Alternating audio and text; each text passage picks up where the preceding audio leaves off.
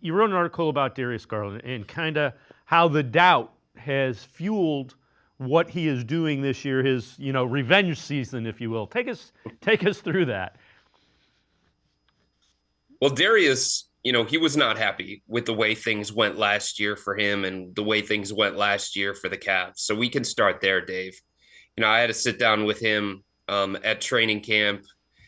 We went into last year and everything that happened last year. And it wasn't just like his level of play that didn't reach his standard. It was the fractured jaw that he was dealing with. It was the death of his grandmother. It was just not being happy throughout the course of the year because of everything that he was dealing with on and off the floor. And you could sense that from Darius. He just wasn't the player that he had been in years past. And he made a point this offseason to recapture that joy, to try and do a little bit of soul searching, to look himself in the mirror and ask himself, okay, what do I want out of this season? What do I want out of this partnership with Donovan Mitchell? What do I want in terms of how people are going to view me around the NBA? And the conversation last year, given the way that he played, it was, should the Cavs trade Darius Garland? Should they break up Darius and Donovan? Is Darius overrated? Is Darius overpaid? Is he too soft? All of those conversations were happening both locally and nationally. And Darius heard them all.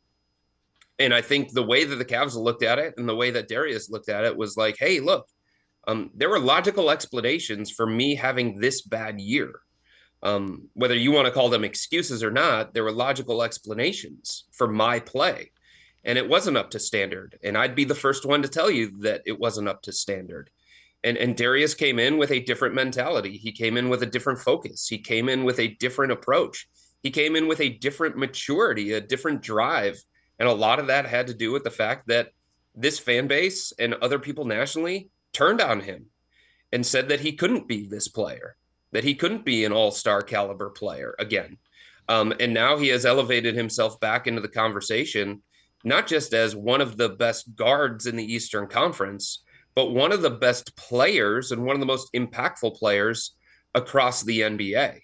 And a big reason for that is the mentality that he has taken, and the maturity that he has shown and the joy that he has recaptured. You can see it.